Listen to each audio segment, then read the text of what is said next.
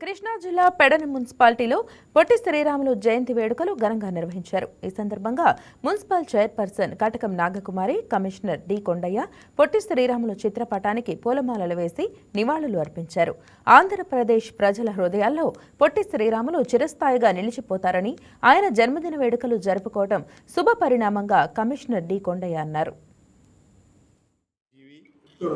ఆంధ్ర రాష్ట్ర అవతరణ కొరకు పాటుపడిన శ్రీ పొట్టి శ్రీరాములు గారి 125వ జయంతిని పురస్కరించుకొని అఫీషియల్గా మనం పెడన పురపాలక సంఘం యందు ఆయన చిత్రపటానికి పూలమాలలు వేసి అలంకరించి ఆయన్ని స్మరించుకుంటూ ఆయన మనకు చేసిన త్యాగాన్ని 8 రోజులు ఆయన నిరాహార దీక్ష చేసి ఆంధ్ర రాష్ట్రాన్ని సాధించి అమరజీవి అయినారు.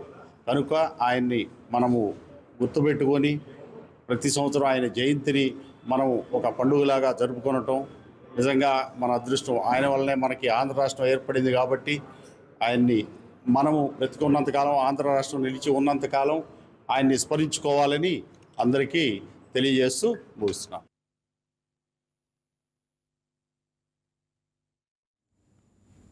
Please subscribe to YK TV Network. Please subscribe to YK TV. Please watch YK News. Don't forget to subscribe YK News channel.